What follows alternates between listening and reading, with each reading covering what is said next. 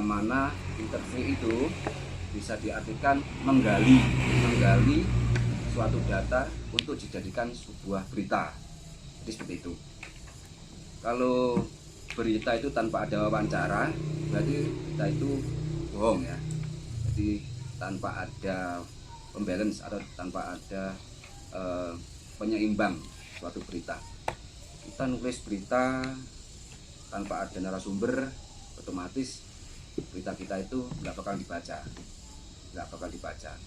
Mungkin kemarin sudah dikasih tahu terkait penulisan, terus mengenai bagaimana sih cara penulisan yang benar di sebuah media itu Mas Prawoto itu pakarnya. Soalnya saya juga yang ajari Mas Prawoto juga itu.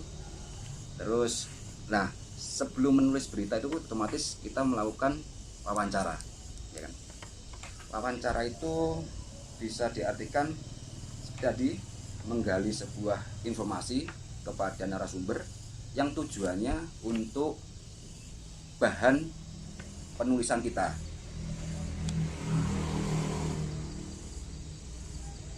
Terus dalam wawancara itu wartawan ya. Jadi wawancara itu ada dua kategori, kan? Wawancara langsung sama wawancara online bahasanya, atau visual seperti itu. Nah, dalam wawancara itu wartawan yang jelas bertanya kepada siapa? Yang jelas bertanya kepada narasumber ya. Narasumber itu bisa dari keterangan saksi, pengamat, pihak berwenang, atau sebagainya yang mana orang yang akan kita beritakan.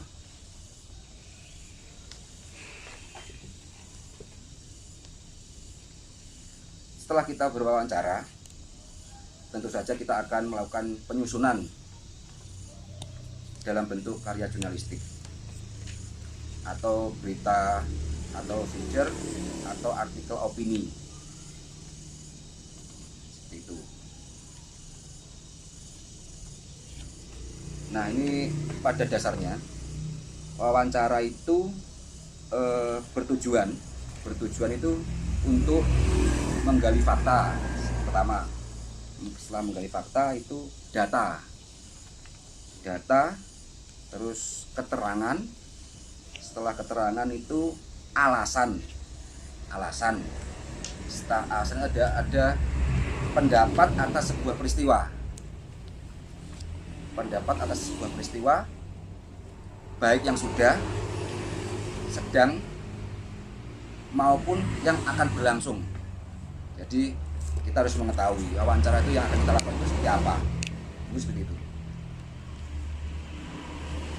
Nah, bagi seorang wartawan yang terpenting itu mempunyai untuk melakukan wawancara ya, itu mempunyai 7 cara untuk melakukan wawancara. Yang pertama itu wartawan harus mempunyai tujuan wawancara itu apa itu. Terus kedua itu model wawancara yang akan saya lakukan itu seperti apa nanti. Terus jenis wawancara itu juga perlu. Keempat itu tekniknya seperti apa, teknik wawancara seperti apa. Terus kelima itu tahap persiapan wawancara apa aja. Yang keenam pelaksanaan wawancara. Dan yang terakhir itu pasca wawancara. Setelah kita merangkum semuanya itu, paskanya itu kita mau buat apa kita itu. Seperti itu. Nah, dari 7 cara untuk berwawancara akan saya simpulkan ke-7 teknik wawancara ini tadi ya. Jadi yang pertama tadi tujuan wawancara. Tujuan wawancara itu antara lain yaitu melakukan konfirmasi atau penyeimbang. Jadi berita tanpa ada konfirmasi itu tidak seimbang.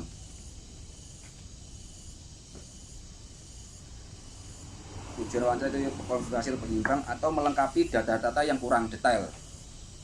Contohnya gini, kita mendengar suatu kejadian di mana gitu. Kita cuma mendapat kabar dari grup mungkin gitu ya.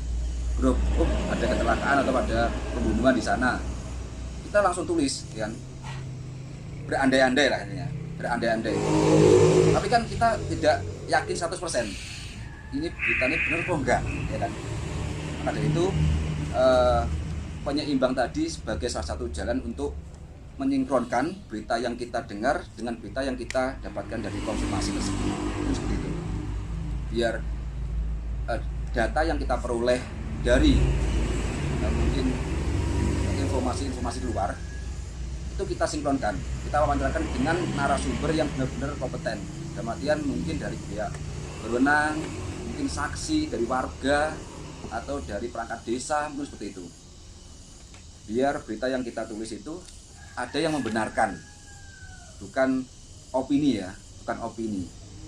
Kalau kita nulis, contohnya gini, seumpama kita menulis sebuah berita yang menyudutkan seseorang, wah nanti di Sokono enek dugaan mungkin tindakan korupsi, mungkin seperti itu. Terus kita dendam dengan pihak perangkat desa, aku mau rono nggak diagape, terus tulis ya, nulis dengan emosi, ya kan, itu salah, nggak boleh.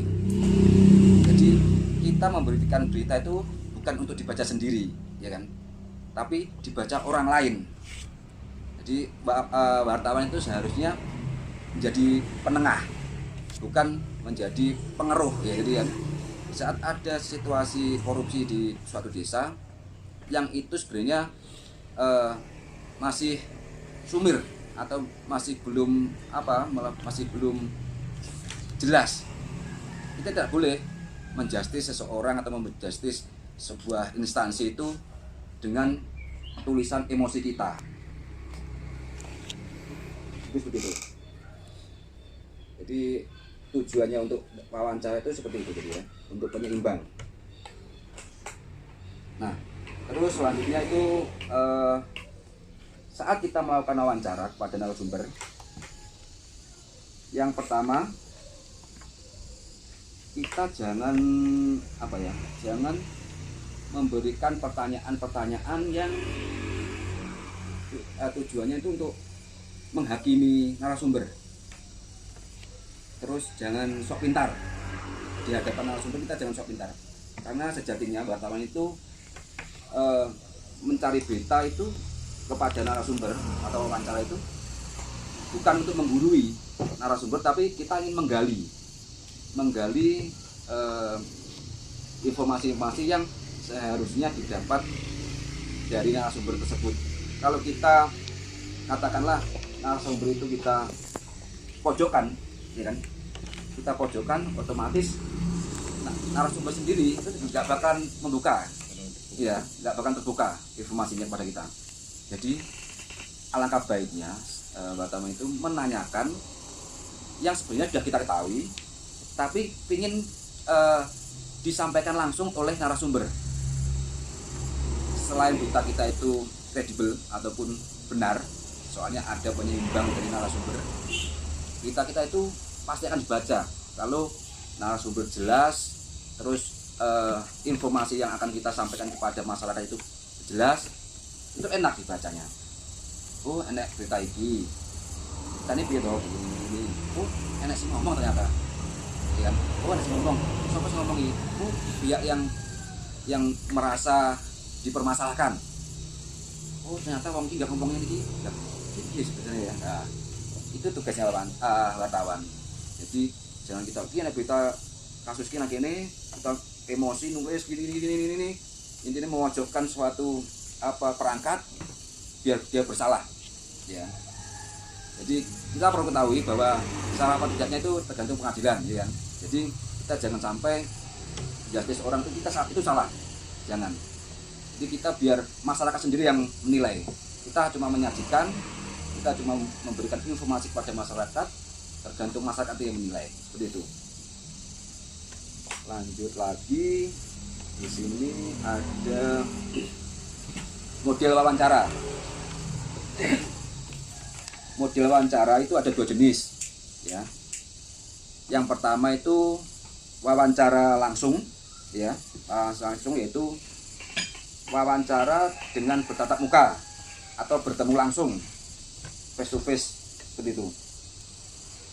Jadi wawancara bertemu langsung atau face to face dengan narasumber, seperti itu. Yang kedua, wawancara tidak langsung. Jadi wawancara tidak langsung itu bisa melalui media sosial ataupun melalui telepon, chatting, terus email tanpa ada kontak fisik. Lanjut lagi, ada jenis-jenis wawancara. Jenis wawancara ini dalam ilmu jurnalistik ada banyak sekali jenis wawancara. Tapi yang saya sampaikan ini mungkin ada 7 jenis wawancara. Yang pertama itu wawancara berita, ya kan?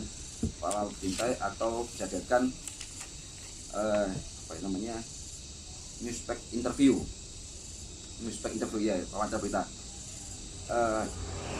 Yang diartikan wawancara yang dilakukan untuk memperoleh keterangan atau konfirmasi atau pandangan interview tentang suatu masalah atau peristiwa. Jadi wawancara, jadi saya gambarkan ini wawancara berita. Jadi di saat kita melihat media massa itu memberitakan sesuatu, ya kan? Kita membaca. Setelah kita membaca, enak beritanya lagi. Nah, kita melakukan wawancara terhadap narasumber yang sama, ya kan? Yang sama sesuai dengan berita yang ada di media massa itu untuk mengklarifikasi sebenarnya berita ini seperti apa. Itu wawancara berita. Begitu. Gambarnya seperti itu ya. Terus atau bisa juga itu katakanlah menyadur bukan menyadur beritanya tapi menyadur wawancaranya itu. Terus wawancara pribadi, yang kedua wawancara pribadi, personal interview. Jadi bisa diartikan ini cara wawancara dengan memperoleh data tentang diri atau pribadi dan pemikiran narasumber. Jadi wawancara pribadi ini kalau teman-teman melihat itu di sebuah media massa pasti ada kayak artikel, ya kan? Seseorang menuliskan opini, ya kan? Opini di sebuah media massa, terus yang memberitakan terkait kepribadian suatu tokoh mungkin itu. Nah, itu namanya wawancara pribadi. Jadi bisa diartikan itu kayak artikel sesuatu keberhasilan seorang, mungkin seperti itu. Jadi kita wawancara terhadap seseorang yang kita wawancara ini adalah orang yang sukses atau yang berhasil. Jadi orang ini bisa berhasil seperti apa. Nah, kita rangkum pemberitaannya seperti itu bisa diartikan sebagai suatu artikel atau wawancara pribadi. Tidak memberitakan orang lain tapi memberitakan sesuai dengan siapa yang kita ajak wawancara tersebut. Mungkin seperti itu. Terus yang ketiga itu wawancara eksklusif. Yang artinya wawancara eksklusif itu eksklusif interview, yaitu wawancara yang dilakukan secara khusus, tidak bersama-sama dengan wartawan media lain. Jadi ada kan biasanya gini, ada berita eksklusif, ya. Itu cara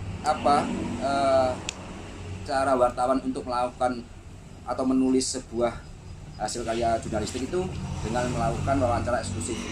Kadang ada sesuatu yang mungkin ada sesuatu yang mungkin orang lain tidak tahu, ya kan? Ini isunya sama, tapi bagaimana sebuah wartawan bagaimana wartawan itu untuk mencari berita yang lain pada yang lain daripada yang lain. Kita bisa melakukan dengan wawancara eksklusif. Biasanya teman-teman kalau wawancara itu kan rame-rame, ya kan, rame-rame dengan angle berita yang sama. Nah, bagaimana kita melakukan wawancara itu biar tidak dimiliki oleh wartawan lain, yaitu dengan cara wawancara eksklusif. Seperti itu. Lanjut, kita ada wawancara sambil lalu ya. Wawancara sambil lalu itu casual interview. Jadi wawancara secara kebetulan. Kita jalan-jalan, tiba-tiba ada narasumber yang kita sedang cari. Ketemu orang ini, kita langsung masuk wawancara dengan isu yang kita peroleh. Ini situ. Jadi kita tanpa ada rencana, tanpa ada janjian, tiba-tiba ketemu. Itu wawancara sambil lalu namanya. Lanjut ada wawancara jalanan, itu man in the street interview. Wawancara jalanan disebut juga dengan pula wawancara on the spot. Jadi wawancara di tempat kejadian dengan narasumber, misalnya di lokasi kebakaran atau kecelakaan. Kita melihat di jalan tiba-tiba ada kecelakaan gitu ya, kita langsung melakukan reportase atau dari wawancara dengan narasumber yang ada di situ. Jadi bisa dibilang itu wawancara dengan teknik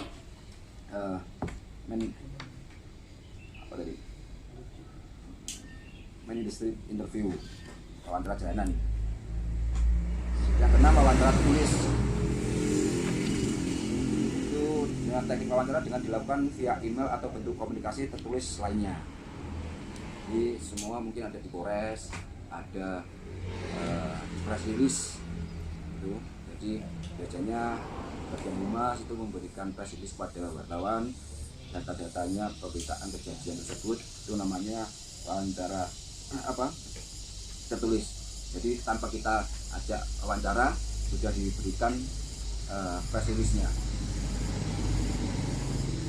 Itu wawancara bahasanya cekat pintu atau doorstop ya. Doorstop itu wawancara dengan cara mencegat. Jadi memang kita ada kegiatan apa, mungkin di dewan gitu ya, kegiatan jam bangunan. Nah, setelah kita mengikuti suatu kegiatan, terus kita akan melakukan wawancara langsung kan nggak bisa, ya kan? Kita mesti menunggu narasumber. Nah, salah satu jalan itu dengan cara wawancara doorstop. Kita menunggu di depan pintu. Di saat narasumber keluar, kita langsung tutup. Ini gitu. Itu namanya wawancara doorstop.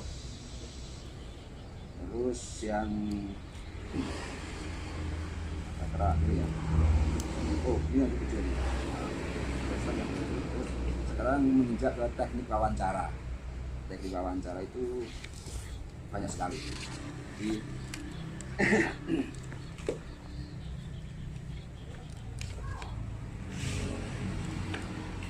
teknik wawancara yang biasa dilakukan oleh wartawan itu memancing narasumber untuk memberikan data sebanyak-banyaknya. Tekniknya seperti itu. Jadi gini, teknik wawancara itu pada narasumber jangan sampai kita itu menyampaikan pertanyaan yang jawabannya iya atau tidak, ya. Kita gini, seumpama kades ini mundur gitu ya, mundur. Kita menanyakan langsung itu apakah atau jangan sampai kita menanyakan suatu pertanyaan itu apakah Anda mundur, maka jawabannya iya atau tidak gitu toh. Tapi kalau kita ingin menggali lebih jauh, mengapa, ya kan? Mengapa Anda mundur, itu pasti dia akan memberikan data sebanyak-banyaknya. Mengapa? Saya ini gini kan panjang. Jadi contoh untuk wawancara itu jangan sampai kita mengatakan apakah, ya, benar atau tidak, jangan sampai. Yang jelas itu saat kita mau wawancara, kita perlu menggali dalam lagi untuk data-datanya itu dengan cara mengapa Bapak mundur, ya kan? Kalau kita menanyakan mengapa Bapak mundur, pasti dia akan menceritakan semuanya. Jadi kalau kita apakah Bapak mundur, dia bakal iya atau tidak gitu. Singkat, tapi dia nggak tahu. Jadi kita siapa ya? Di kunci utama untuk mengorek suatu narasumber untuk pemberitaan kita itu mengapa, itu pasti akan keluar semuanya dengan sendirinya seperti itu. Terus lagi tahap persiapan wawancara ya. Ini tahap persiapan wawancara itu sebuah wartawan itu saat melakukan peliputan itu pasti perlu namanya tahapan ya, tahapan untuk menentukan topik atau masalah yang akan diwawancarakan pada narasumber. Jangan sampai wartawan itu syukur teko terus saat ketemu mau apa sih takut ini gimana ya, jangan sampai seperti itu. Jadi wartawan harus paham dulu ya, soalnya kita mempunyai masalah sebelumnya, kita harus paham dulu dengan situasi. Saya datang ke sana, yang akan saya tanyakan seperti apa, kita harus susun dulu. Jangan sampai kita datang apa sini hampir konmun terus cuma menang-menangan tanpa ada yang disampaikan ya. Fungsinya maaf ya, banyak kan intinya cuma minta uang gitu ya kan itu. Jadi jangan sampai, jadi intinya kalau ingin Anda dihargai jangan sampai seperti itu. Kita punya data dulu ya kan, kita data dulu, terus apa yang akan kita wawancara terhadap narasumber tersebut sampai dia itu nggak bisa jawab, itu apa yang akan saya tanyakan. Terus kalau udah dia nggak bisa jawab, nanti kita yang akan saya itu seperti apa biar dia katakanlah ampun gitu, nggak bisa gitu. Kita harus ada tahapannya itu yaitu dengan cara kita harus mempunyai bahan yang akan diwawancarakan pada narasumber. Terus yang selanjutnya menyiapkan pertanyaan ya. Jadi setelah kita menentukan topik atau masalah, kita menentukan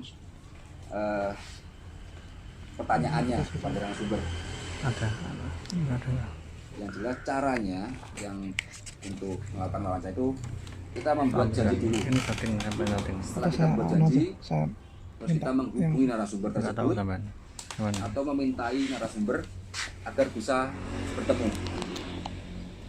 Itu langkah awal untuk wawancara. Jangan sampai kita punya data, kita mempunyai banyak pertanyaan, kita langsung datang ke lokasinya terus tidak ketemu, itu percuma. Kalau kita sudah punya data, punya banyak pertanyaan, kita buat janjian dulu. Nah, seorang wartawan itu saat melakukan janjian dengan narasumber bisakan dengan melakukan berkata dengan sopan. Jadi kita jelaskan dulu dari mana, terus bisa bertemu dengan kapan. Kita intinya melakukan pertanyaan dengan yang sopan dulu. Jangan sampai Pak mau ketemu bisa, jangan. Biasanya kita nggak tahu tensi narasumber seperti apa. Kadang narasumber itu pas waktu pening kita telepon dengan perkataan yang kasar malah lebih tinggi lagi. Jadi kita dipisahkan dengan perasaan yang jangan terlalu emosi.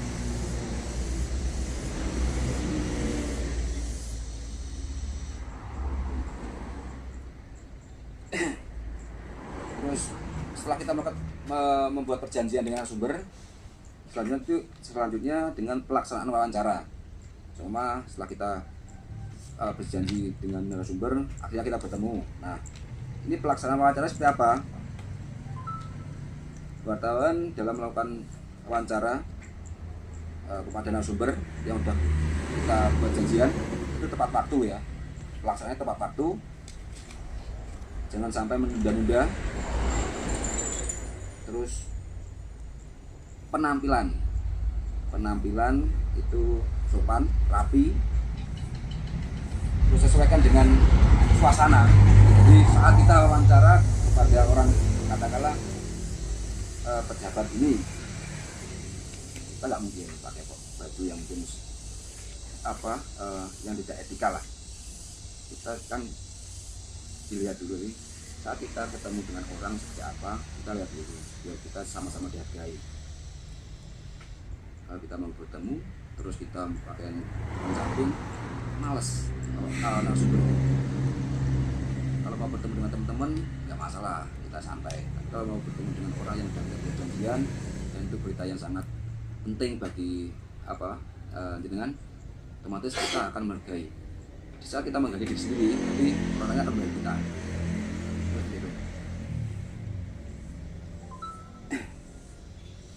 Lanjut lagi, ini ada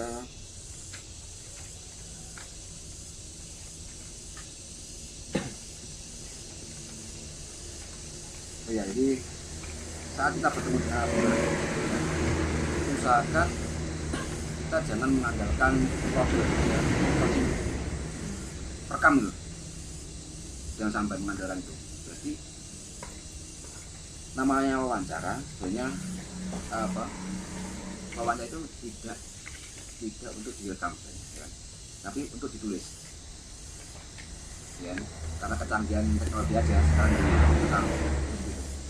Jadi biasanya saat kita rekam kita nggak tahu, kadang-kadang ada telepon masuk akhirnya putus, ya kan? Terus saat kita rekam ternyata baterai habis. Saat kita rekam kadang kita nggak tahu kan baterainya habis atau enggak, ataupun itu jeda atau enggak, kita tetap menyodorkan perekam kita. Di saat kita sudah selesai wawancara, kita buka, kok putus, iya caranya mau, iya apa sih ngomong nih, kan kita jadi bingung, kayak kita udah wawancara ternyata kita nggak tahu apa-apa isinya. Paling yang saya ketahui dari dulu memang dari wawancara itu dengan cara menulis, ditulis. Setelah kita tulis, kita tahu poin-poinnya seperti apa.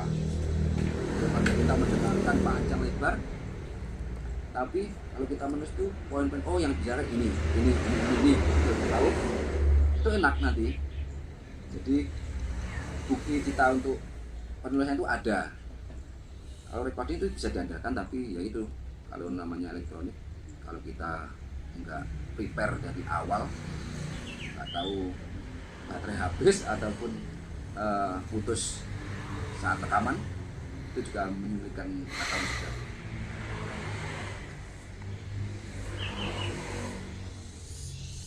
Lanjut lagi adalah ini pantangan dalam wawancara. Pantangan dalam wawancara ini, seorang wartawan jangan sampai menanyakan atau berwawancara pada narasumber dengan bersifat interrogatif atau terkesan memojokkan. Jadi yang sampai saya sampaikan tadi, saat wawancara itu jangan sampai kita memojokkan narasumber. Walaupun kita emosi dengan ideal, jangan sampai kita memojokkan. Terus yang tadi ada lagi, hindari pertanyaan yes no question atau pertanyaan hanya butuh jawaban ya atau tidak. Saya sampaikan tadi, jadi apakah itu dibuang aja, pertanyaan apakah itu. Jadi pertanyaan yang mengapa itu yang paling bagus dalam teknik wawancara. Karena mengapa itu atau why itu memang memerlukan jawaban yang panjang. Narasumber akan menjawab dengan panjang lebar sesuai dengan keinginan kita. Padahal saat kita menanyakan mengapa atau apakah itu, narasumber akan menjelaskan yang sebenarnya tidak kita tanyakan. Mengapa Bapak mundur? Gitu ya. Bapak mundur. Dia akan menjelaskan. Nah, awalnya gini Mas. Dari awal gini. Kita kan udah tahu. Ternyata yang tidak saya tanyakan dijawab semuanya oleh narasumber. Daripada apakah Bapak mundur? Dia pasti akan jawab iya atau tidak. Oh iya, mundur.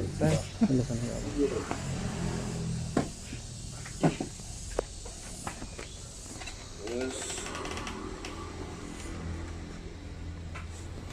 yang terakhir ini pasca wawancara ya. Pasca wawancara itu gimana caranya? Seorang wartawan setelah kita melakukan segala sesuatu mengenai teknik wawancara, tujuan wawancara tadi, dan ketemu narasumber, teknik wawancara dengan narasumber, etika berwawancara. Yaitu sekarang yang terakhir ini pasca wawancara.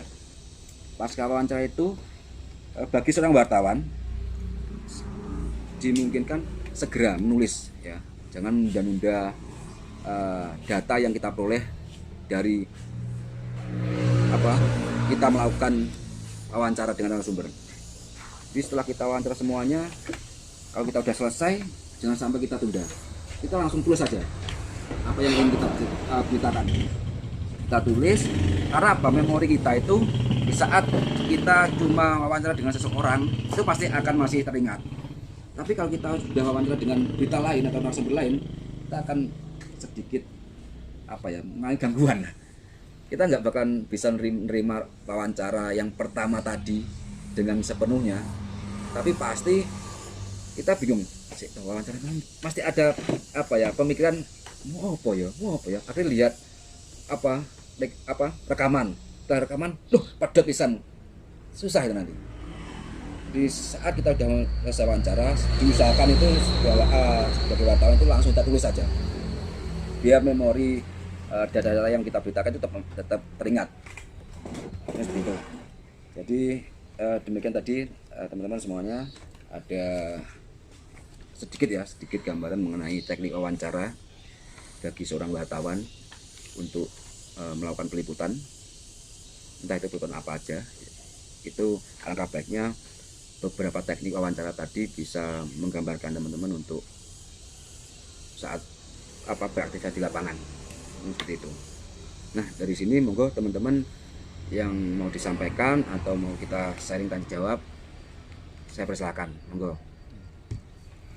Dalam teknik wawancara dalam rangka menulis sebuah berita itu, apakah diperbolehkan seorang jurnalis atau wartawan itu membangun opini publik? Apakah itu diperbolehkan? Jadi gini, dalam sebuah berita kotak kontek ya, yang jelas itu wartawan diwajibkan itu mempunyai berita, menghasilkan berita yang benar-benar faktual, sesuai fakta. Jadi kan opini itu bisa diperoleh, tapi intinya jangan memojokkan, ya kan, memojokkan seseorang ataupun menjudge seseorang bersalah. Opini itu bisa baik-baik aja, ataupun selama opini itu membangun, ya kan. Kalau opini itu memojokkan seseorang, itu tidak diperbolehkan. Gitu. Ya.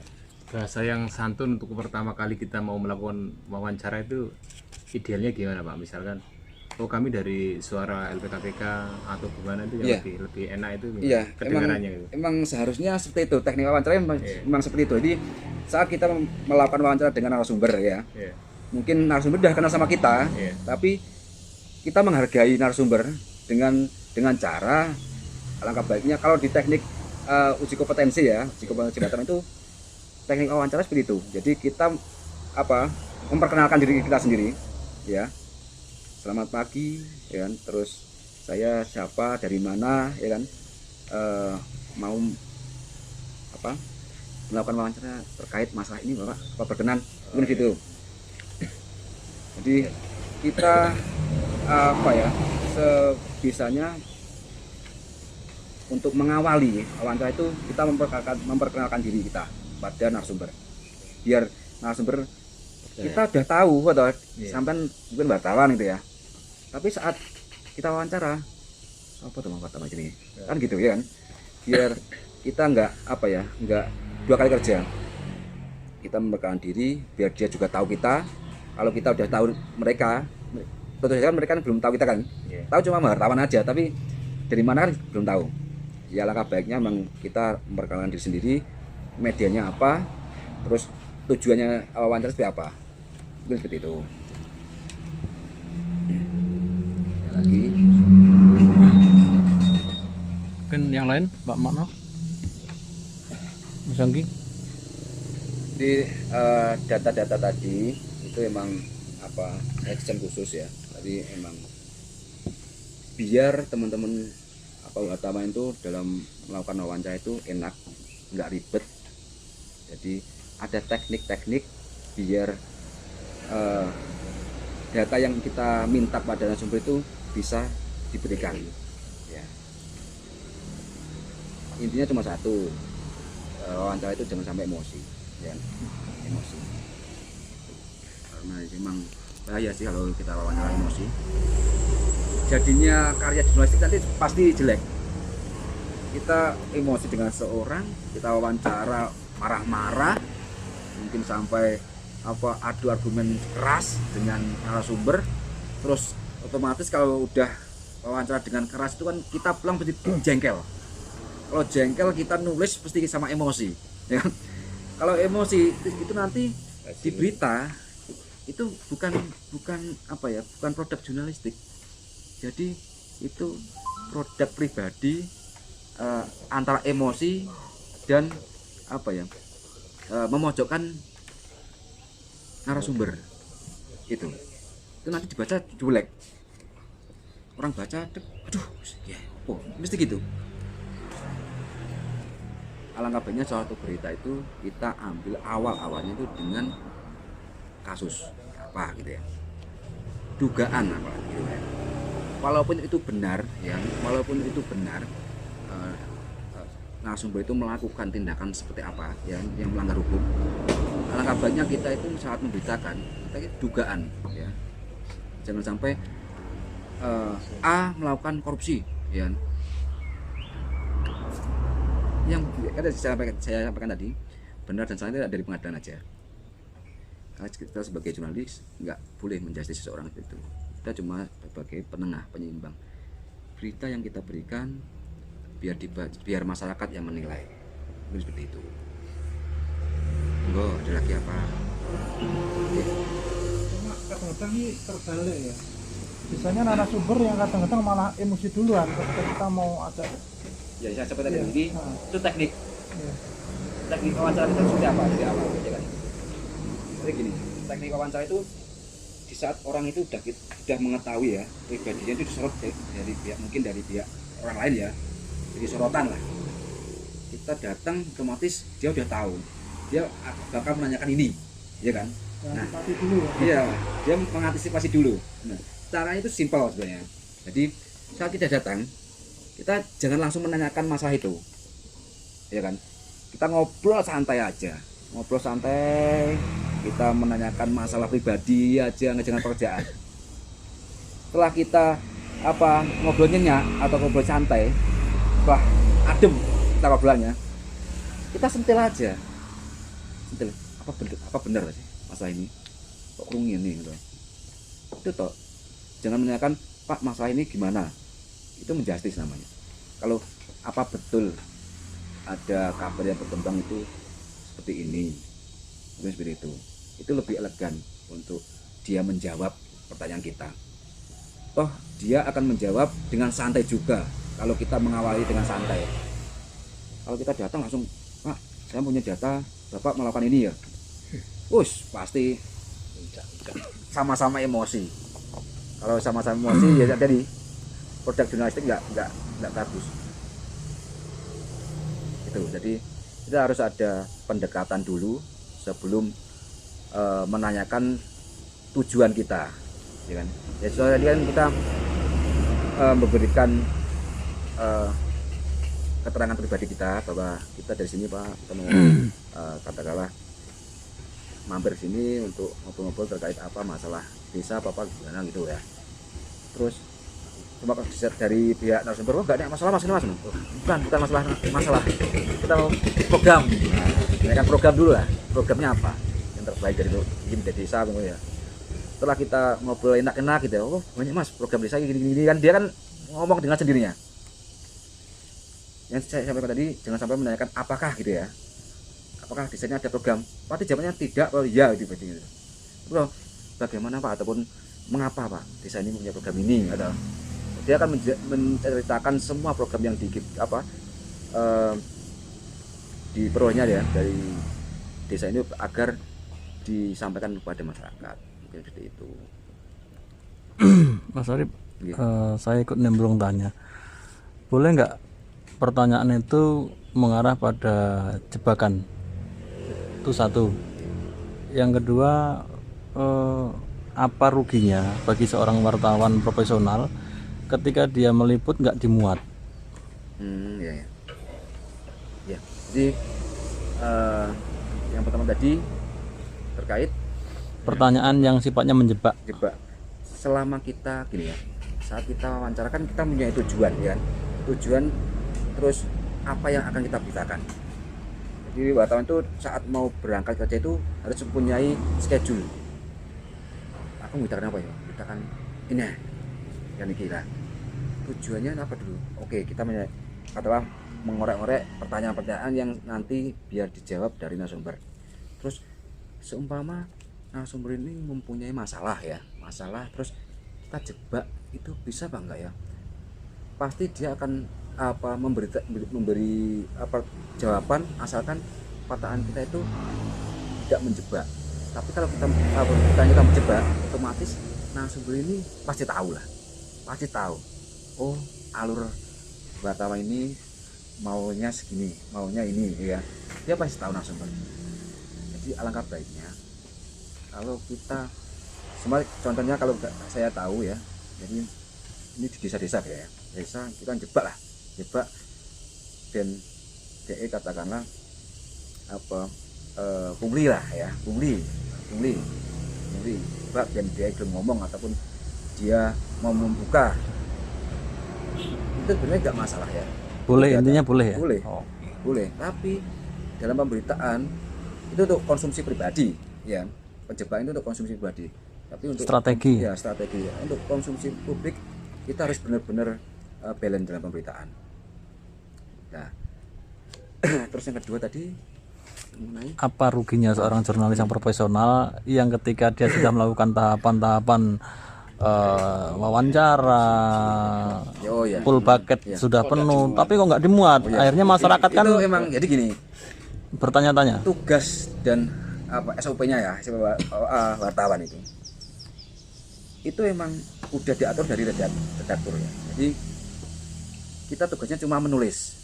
Wartawan tugasnya cuma menulis, tidak mengatur tayang apa tidaknya.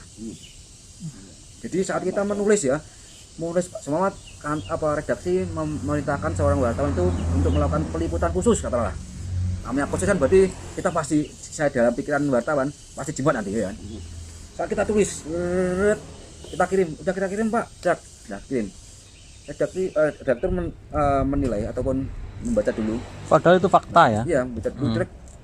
Pasti ada yang kurang. Walaupun nanti sudah lengkap gitu ya. Dari redaksi ini pasti mempunyai teknik sendiri, ya kan? Oh, ini kita beritanya kurang pas atau terlalu memojokkan seorang, ya kan? Dipending. Kita kan ada wis kesel liputan, terus nulisnya wis dang wis tugas kantor ternyata nggak dimuat ya. Betul. Jadi wartawan nggak boleh marah. Itu maaf saya lanjutkan. Tidak bertentangankah terhadap tugas seorang jurnalis? Tidak.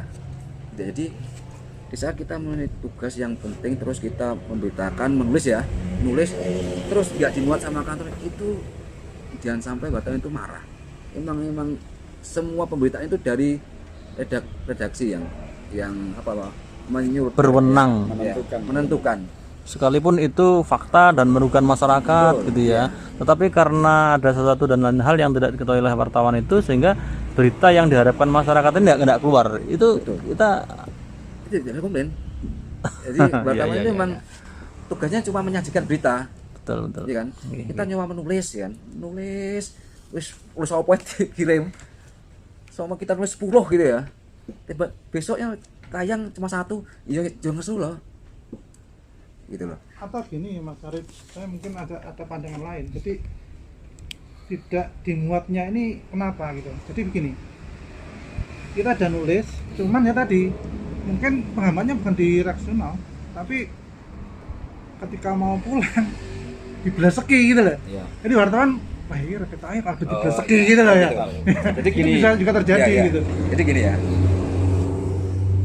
redaksi itu mempunyai atau mengetahui terkait dengan hasil beritanya wartawan. hasil berita wartawan yang dikirim itu mengandung, ya kan, oke, berbau katakanlah uang atau enggak gitu ya, itu redaksi sudah tahu. Soalnya jengkolnya itu dari wartawan itu biasanya naik ke redaktur, ya kan. Ya, jadi oh wartawan iki ngirim berita iki, loh iki enek duite gitu. Oh iki berbau uang atau apa berita ngapi-ngapi narasumber, itu pasti ada uangnya. Semi iklan. Iya, samping iklan ya. Redaksi bahkan mengkat kalau berita kita itu emang benar-benar sesuai fakta ya, sesuai fakta, terus narasumber jelas ya, terus mau ngomong, terus wis katakanlah kaidah 5W1H itu terpenuhi, pastilah redaksi pasti akan memuat tanpa ada sumber ya. Dalam berita itu gambaran aja, terus redaksi menilai berita atau mengedit berita itu kok kurang ini membahayakan. Sebenarnya redaksi itu membatalkan berita kita itu menjaga wartawan sendiri. Jadi biar wartawan itu tidak kena masalah. Sama kita menulis suatu kasus gitu ya, itu kasus menulis tanpa narasumber ada, terus berita itu jelas ya, tapi belum ada pembanding dari pihak korban ataupun saksi lain, redaksi bakal mengkat berita kita. Soalnya menurut redaksi, redaksi itu kan udah lebih dulu di lapangan daripada wartawan. Kemudian lebih tahu, oh ini akan membahayakan wartawan, oh ini akan merugikan wartawannya. Nah kalau merugikan wartawannya, yang dirugikan bukan wartawannya tapi redaksinya. Soalnya yang dipermasalahkan itu bukan wartawan tapi redaktur. Jadi wartawan tugasnya cuma meliput berita, mencari berita, menulis berita. Terkait itu beritanya ditayangkan atau tidak boleh protes. Oke, terakhir saya tanya Mas Arif, mungkin agak tajam ya. Wartawan ini kan punya kewenangan untuk mendapatkan sumber dari berbagai pihak. Dia dilindungi oleh undang-undang. Menyalahi aturan enggak ketika wartawan ini berbelok menjadi seorang mediator dalam sebuah kasus? Jadi tugasnya wartawan itu intinya kan menyajikan berita ya. Betul. Bukan sebagai pendamping ya, atau mediator. Ini realita ya, realita di lapangan ya. Karena banyak oknum ya, wartawan yang berbelok ke situ. Makanya gitu kan. Kalau jurnalis itu enggak terkait kesejahteraan. Jadi wartawan itu tugasnya cuma menulis ya kan, meliput, kembali pada tugas pokok. Yeah. Wartawan. Kalau mendampingi orang yang kena kasus ya mungkin itu nggak dibolehkan, bukan tugasnya. Berarti intinya dilarang keras ya untuk mendampingi sebuah kasus ya. Iya, dilarang. Oke. Jadi saya kembali tanya ke itu, saya potong maaf, terkait dengan independensi seorang wartawan itu berarti dibatasi, idealisnya itu dibatasi oleh redaktur gitu ya? Iya, betul. Gini kita menambahkan. Jadi gini, non sewu ya, orang redaktur yang disampaikan ini tataran keseharian yang jenengan pahami. Itu tergantung dari juga medianya. Kalau media non sewu media yang sudah kredibel diakuin, redaktur itu pun juga tingkatan dari uji kompetensinya juga kelasnya tinggi. Itu tidak mungkin kalau karya itu betul-betul sudah baik, karya itu sudah berimbang dan karya itu menyajikan fakta itu ditolak. Mungkin kalau sampai ditolak itu ada apa-apa, mungkin ya kecemburuan, mungkin ini bisa nego sendiri redaktornya, bukan itu. Jadi ditolaknya wartawan cuma berkarya itu yang jelas dari kekurangan dari karya kita. Kalau soal yang itu saya yakin kalau medianya jelas ya, medianya jelas, ininya jelas, itu tidak mungkin bakal terjadi. Itu resikonya perusahaannya nanti yang akan di. Bukan wartawannya. Bukan wartawannya, perusahaan. Kalau redaktur sampai berani ini fakta dari wartawannya kok akhirnya dibuat main-main nggak dimuatnya gitu. Nah, jadi itu begini, yang kalau pertanyaan pengalaman saya tadi. itu setiap hari saya ini berkarya dulu itu baru-baru wartawan 10 sampai 15 berita, itu yang dimuat 2 itu waduh luar biasa. Itu karena memang ya kekurangan daripada nanti menimbulkan dampak, lebih tahu redaktor itu ini ada kekurangan yang ini nanti menimbulkan ekses yang nanti merugikan si wartawan sendiri, merugikan juga nanti kepada perusahaannya. itu. Jadi mohon maaf kalau media-media jelas itu jauh dari harapan perkiraan kita, kok nego, kok amplop, kok apa. Itu memang sangat-sangat diharamkan. Apalagi nun sewu wartawan akan jadi mediasi seolah-olah jadi pengacara damaikan suatu perkara fatal itu. Lanjut Pak. Yang sampaikan Mas Prawoto itu memang lagi kembali ke tugas dan pokoknya wartawan. Jadi nggak boleh namanya wartawan itu mendampingi atau menyelesaikan masalah seorang ya. Kita tugasnya cuma menulis ya, seperti tadi menulis itu tidak boleh sesuai seperti emosi kita gitu. Terus terkait berita yang tidak dimuat oleh redaksi ya tidak boleh kita Rasulullah emang tugas kita cuma menulis aja.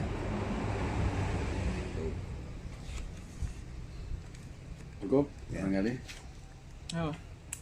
Nah, terkait profesi wawancara Mas, apakah tidak bermasalah dengan profesi wawancara? Misalkan seseorang itu juga sebagai anggota lembaga LSM, kemudian juga sebagai pendamping atau tenaga kontrak kerja, terus kemudian apalagi dengan pengacaranya mungkin ya. Nah itu satu. Kemudian apakah juga sebagai pembanding pemberat, artinya seperti kasus pemberian BLT yang tidak sesuai, ada yang miskin dapat dan singkaya juga dapat. Nah, seberapa besar nilai berita itu untuk menguatkan sebuah berita itu, pembanding itu seberapa besar?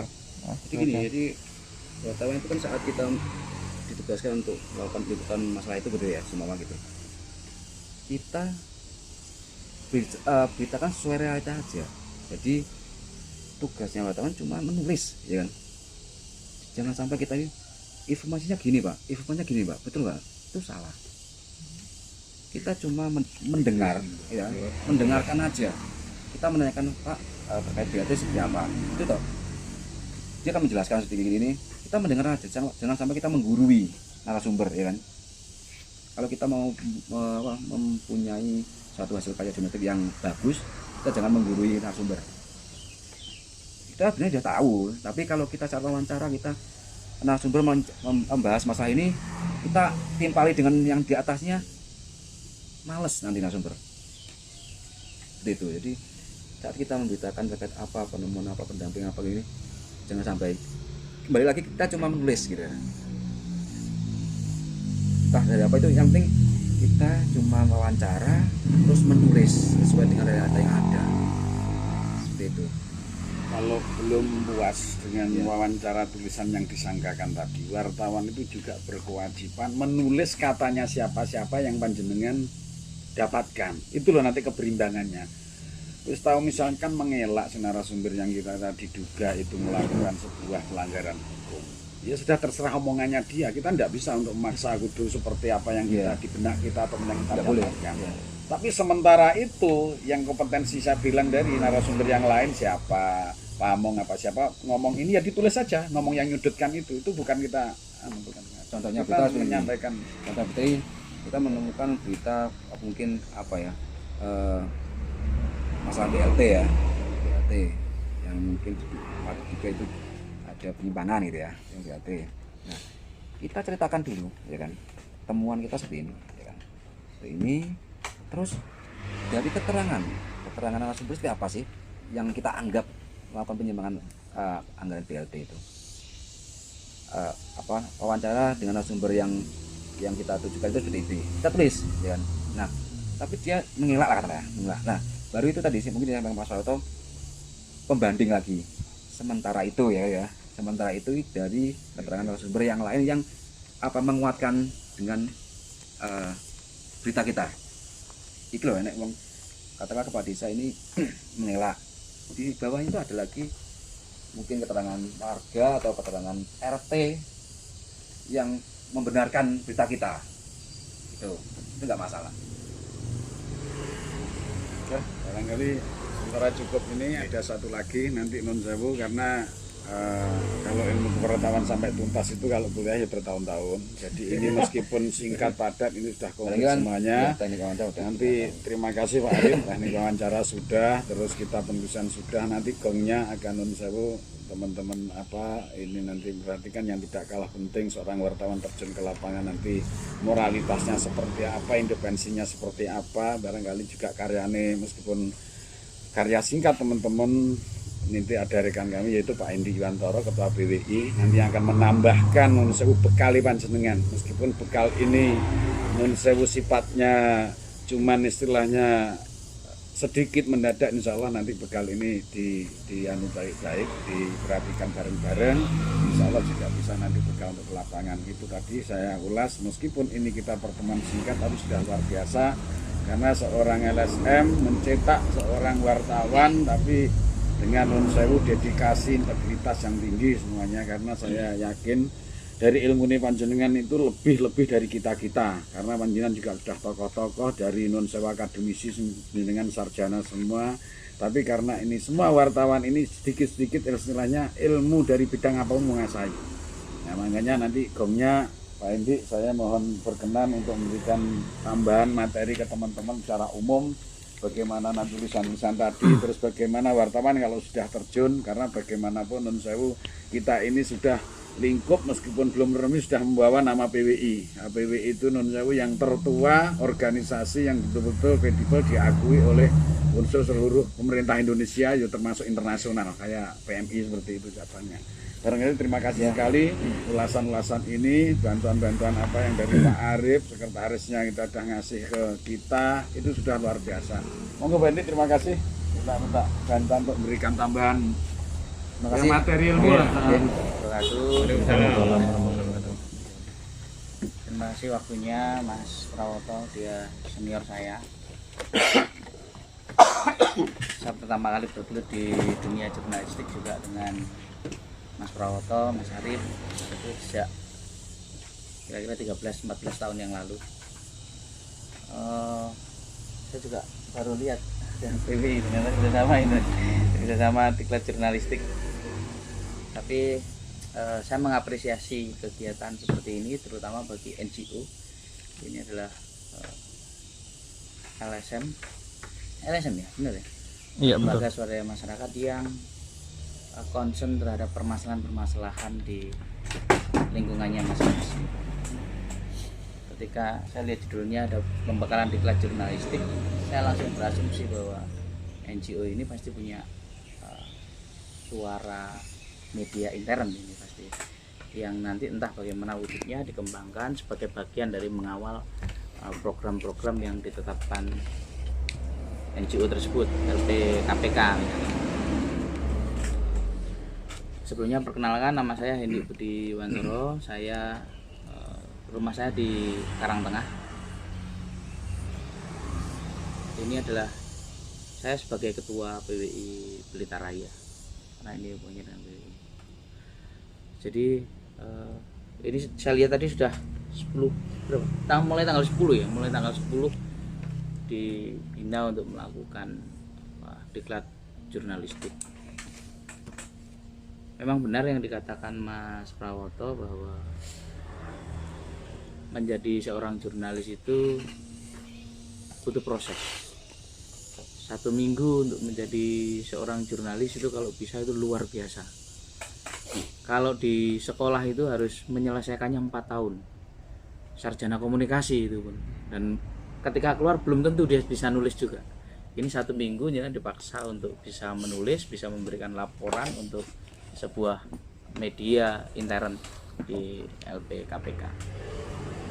Saya tadi menyimak beberapa tulisan hasil karya ya. Ini saya melihat ada hasil karya.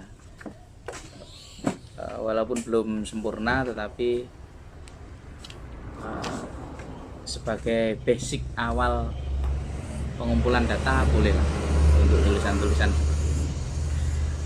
Saya hanya berpesan bahwa ketika nanti jenengan kembali ke masyarakat, karena beberapa kali saya lihat ada idealis, terus ada integritas, macam-macamnya yang ada di dalam sini, yang ada di tulisan ini, saya melihat bahwa pesan saya ketika kembali ke masyarakat itu jenengan harus punya rambu-rambu. Idealis itu tidak bisa kita artikan saklek bahwa A ya A, B ya B, karena saya punya idealis membela rakyat, itu ada frame-nya yang harus ditata. Begitu juga dengan tulisan dan jurnalistik, ada frame yang harus ditata juga di dalamnya.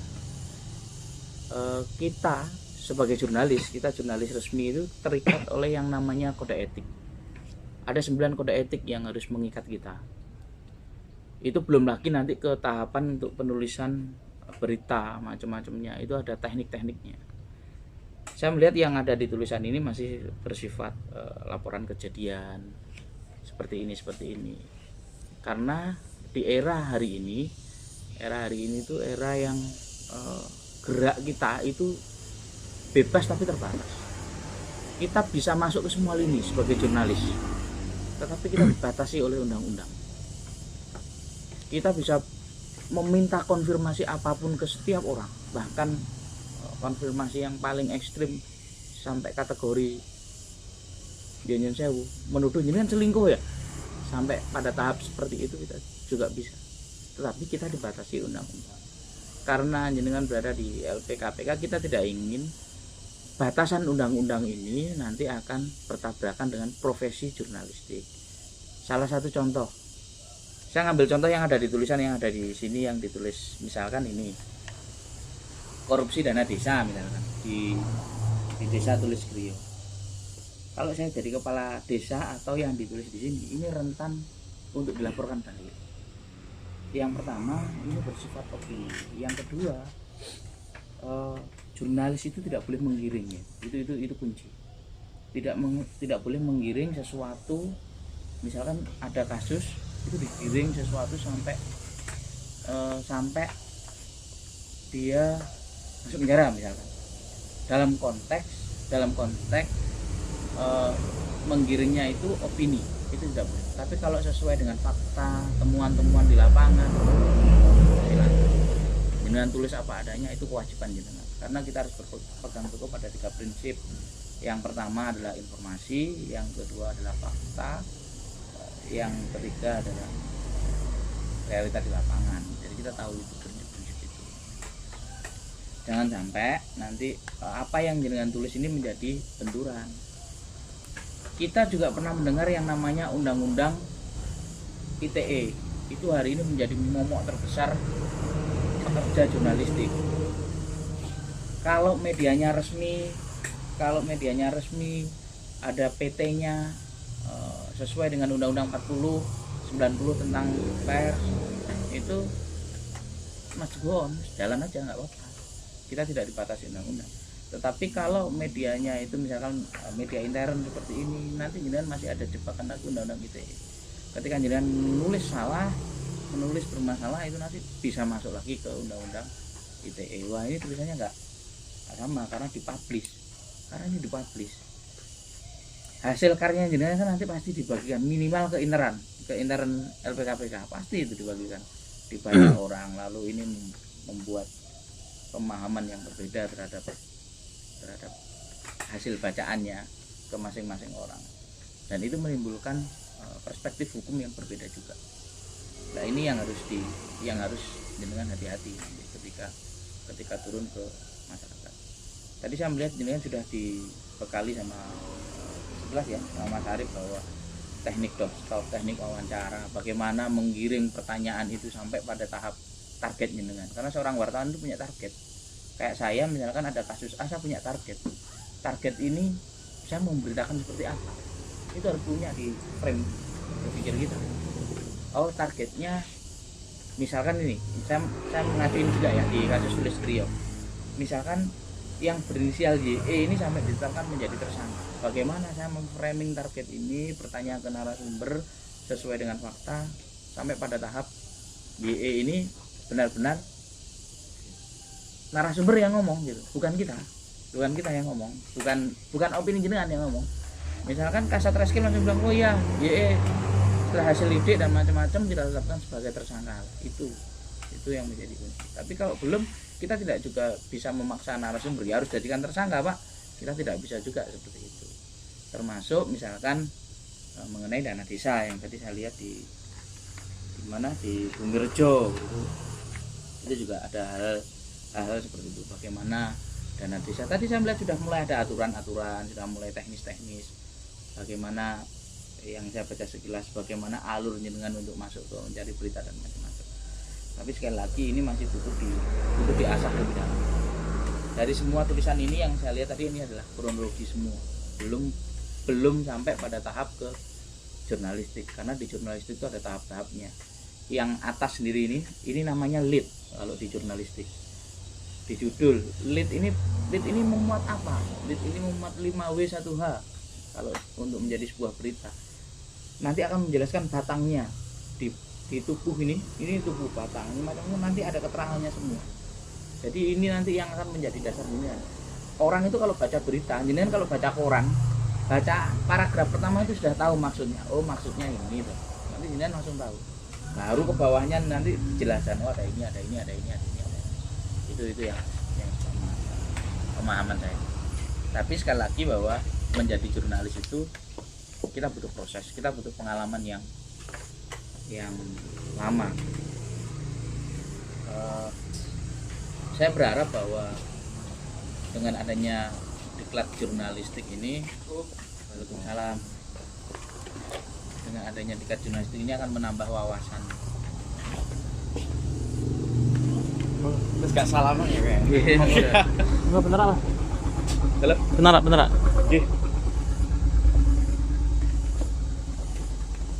Jadi saya berharap bahwa dengan adanya diklat jurnalistik ini akan menjadi wawasan baru berkaitan terhadap pengawasan di semua lini, terutama bagi NGO, karena memang NGO itu bisa dikatakan sebagai kritikal sosial yang hidup di masyarakat.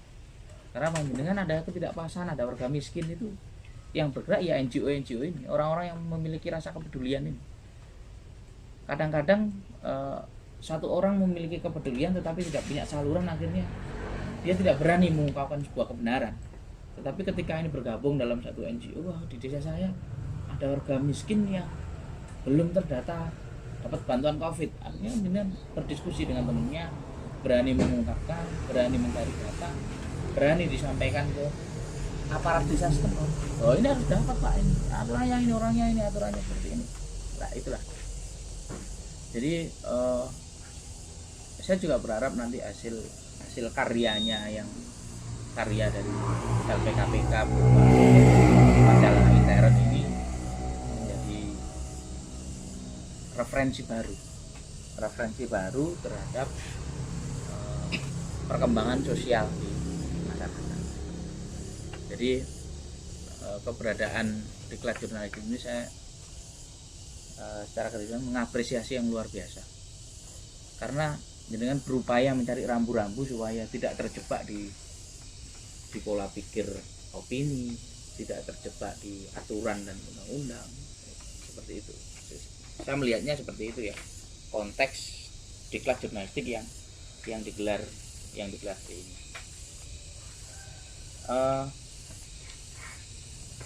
Menjadi jurnalis itu juga harus dibekali yang namanya surat tugas, karena ini berkaitan terhadap tugas dengan berada di lapangan. Yang kedua, dibekali juga yang namanya ID card PNS, itu dibekali. Bagaimana kita cara mendapatkan surat tugas dan ID card PNS? Kalau surat tugas itu barangkali biro itu bisa mengeluarkan, ID card PNS perusahaan bisa mengeluarkan, dan itu kalau jenengan sudah tergabung, sudah punya lembaganya, isi tinggal dikasih jalan. Tetapi hari ini kita dipaksa lagi sama undang-undang bahwa kita ada aturan-aturan baru lagi. Ada yang namanya Dewan Pers. Dewan Pers itu yang menstandarisasi jurnalis di Indonesia. Kalau nanti ini besar menjadi jurnalis ya, standarisasinya apa? Itu melalui uji kompetensi wartawan. Uji kompetensi wartawan itu tingkatannya beda-beda. Ada yang muda, ada yang madya, ada yang utama. Siapa yang berhak mengeluarkan standarisasi media itu urusannya Dewan Pers di Jakarta. Dewan Pers bergerak atas dasar amanat Undang-Undang 40/90 tentang pers. Jadi dalamnya ada juga di sana. Macam pelik menjadi jurnalis. Tetapi dengan saya tidak akan jauh membahas bagaimana jenengan nanti mendapatkan UKW macam-macamnya, karena ini runtutannya masih panjang lagi. Ada perusahaan yang harus tersertifikasi, ada administrasi yang harus dilalui, macam-macam, masih banyak lagi nanti. Tetapi sebagai insan yang mencoba mencari data di lapangan, mencoba menulis, saya hanya membekali jangan sampai jenengan-jenengan ini terbentur oleh undang-undang sehingga menjadi masalah baru yang membuat jenengan-jenengan dilaporkan balik. Jangan sampai hal itu terjadi sebagai seorang jurnalis maupun sebagai seorang LPKPK, sebagai seorang NGO, sebagai seorang ASN. Jangan sampai itu terjadi. Kalau itu terjadi kan ini sebuah presiden yang buruk juga, kecuali jenengan dikriminalisasi, itu beda lagi. Bisa jadi bahan berita kalau dikriminalisasi dan macam-macamnya. Jadi saya melihat bahwa apa yang sudah mencoba dituangkan di sini nanti kita pelajari lagi, kita baca lebih banyak lagi, ekspor berita-berita baik itu online, cetak, itu kita lihat.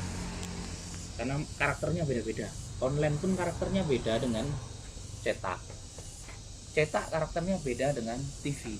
Jadi kalau jenengan nanti dokumentasi dengan turun dokumentasi pakai video, ini untuk TV misalnya, itu juga pola-pola tulisannya juga berbeda juga. Tapi saya harus menekankan bahwa dari semua ini tadi yang saya baca tadi, satu, ini harus buat berita itu cover website berita itu harus berimbang. Ketika dengan menuduh A bermasalah kepada B harus dikonfirmasi. Begitu juga sebaliknya, sehingga posisi jenengan itu menjadi aman, itu kuncinya. Jadi ketika jenengan menuduh bahwa di desa A pembangunannya tidak sesuai dengan spek macam-macamnya, dan ini ada indikasi, itu yang harus dicatat ya, ada indikasi, ada dugaan, jangan langsung pakai tulis ini korupsi, itu jenengan bisa.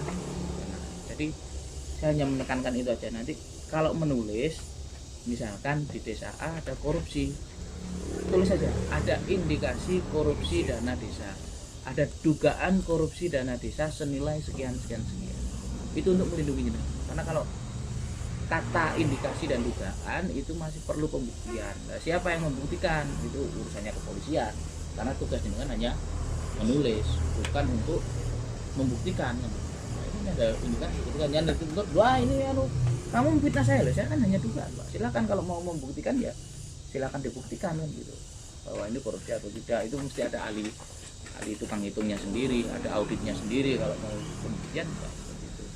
Jadi ketika jenengan menulis itu frame-nya, karena saya melihat di sini langkah-langkah itu belum masuk di dalam sini. Jadi ketika nanti jenengan nulis satu kasus misalkan, jenengan harus berimbang, itu kuncinya. Setelah itu jangan langsung menjudge, oh ini korupsi, pakai istilah dugaan, itu nanti jenengan akan menjadi lebih aman. Oh ini dugaan korupsi, oh warga ini belum dapat bantuan, misalkan. Kalau belum dapat bantuan kan kita jelas.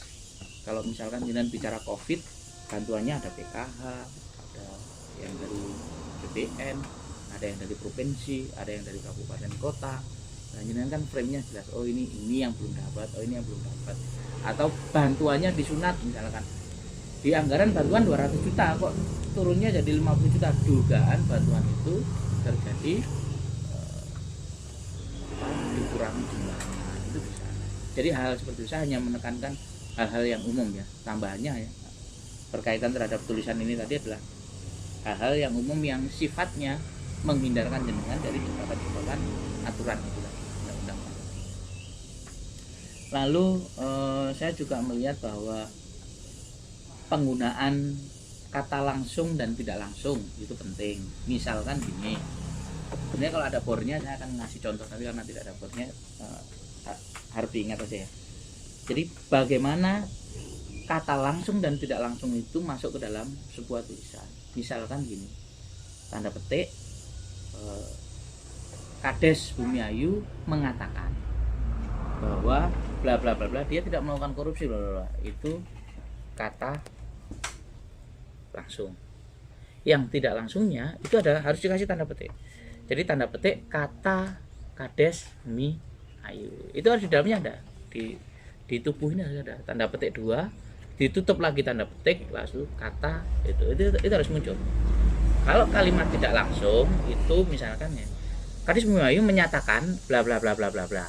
Jadi polanya yang dirubah. Itu harus dimasukkan dulu.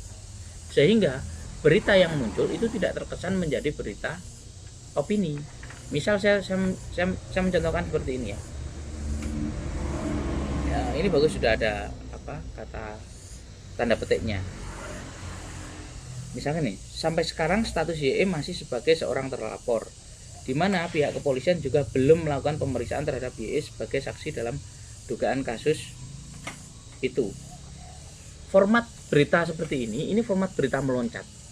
Kemudian harus menuntaskan dulu di depan. YE itu siapa? Tuntaskan dulu di depan. Lalu konfirmasinya ke siapa? Kalau ke Kasat Reskrim, taruh di bawah Kasat Reskrim.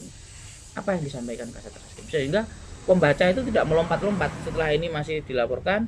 Di sini saya tadi sudah melihat mengenai Kasat Reskrim yang ini di atas sudah bicara mengenai Kasat Reskrim. Bahwa kembali lagi lah, ini format berita yang harus diatur ulang.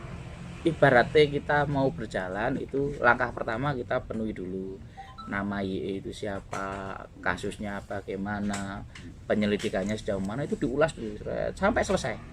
Begitu selesai, Kasat Reskrim ketika dikonfirmasi dia menjelaskan, nah ini jawaban dari yang atas. Itu tadi berita itu menjadi kelihatan. Ketika jenengan misalkan menyebutkan pihak kepolisian juga tidak tahu keberadaan YE. Pihak kepolisian ini siapa? Ini kan sebenarnya merujuk ke Kasat Reskrim. Nah, ini gunakan istilah Kasat Reskrim. Jadi berdasarkan keterangan Kasat Reskrim sampai saat ini YE belum diketahui berada di mana bla bla bla. Karena jenengan menyebut sebuah institusi. Kalau menyebut sebuah institusi, begitu Kasat Reskrimnya bilang, "Oh, tidak, saya tidak bilang seperti itu." Berarti jenengan musuhi sak kepolisian nanti. Sak Kapolres, wah ini dituntut iki salah iki ya. Bisa seperti itu nanti. Termasuk terhadap kelembagaan. Terhadap kelembagaan juga harus seperti itu ya. Jadi saya hanya menekankan di titik-titik itu aja, bagaimana pola-pola pencarian berita, bagaimana jenengan nanti ketika di lapangan harus turun dan macam-macam. Yang kedua tadi dikatakan sama Mas Arif bahwa ketika jenengan wawancara ada alat yang namanya recorder, ada alat yang namanya perekam audiovisual. Itu menjadi catatan jenengan buat penguat, karena itu nanti akan menjadi bahan jurnalistik. Jadi ketika jenengan lupa, ketika jenengan, kalau saya dulu pernah, ini pengalaman pribadi ya, saya jadi wartawan baru, usia saya paling masih 1-2 tahun. Saya sombong, ketika wawancara tidak pernah saya rekam, saya hanya menulis catatan-catatan kecil. Catatan-catatan kecil. Begitu selesai, di hadapan komputer saya menuangkan, salah akhirnya, ada yang salah, protes. Nah, protes ini yang berat. Kalau kita punya data rekaman, kita punya alat bantu, itu akan membantu mengingatkan, oh orangnya bilang ini, kerjanya seperti ini. Itu nanti kita tinggal jalan aja.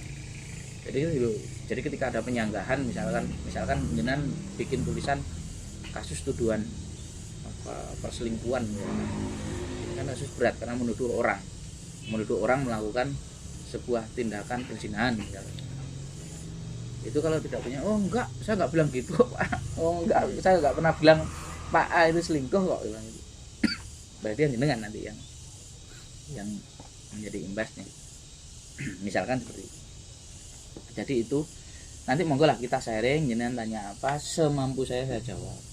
Berhubung ini ada namanya BWI, saya juga berharap bahwa ketika jenengan nanti turun ke lapangan itu setidaknya marwah yang ada di organisasi kami itu setidaknya dijaga, karena hasil dari diklat jurnalistik ini, kalau ada nama PWI itu kan memunculkan kesan bahwa dengan harus siap ke lompatan yang lebih profesional.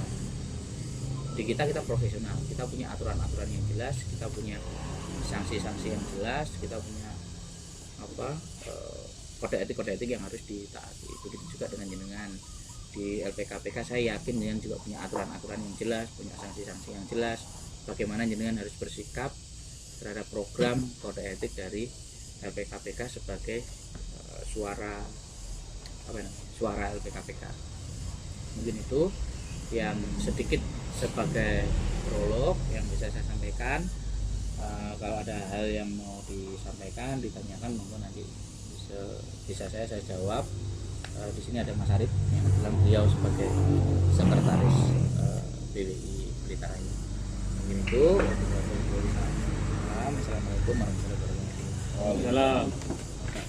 Kenalkan diri, nama, alamat biar jelas sambil kenalan. Assalamualaikum warahmatullahi wabarakatuh. Nama saya Muhammad Sulahuddin dari Ugana. Satu hal yang ingin saya tanyakan, Mas, jadi pernahkah terjadi seorang wartawan itu dikriminalisasi?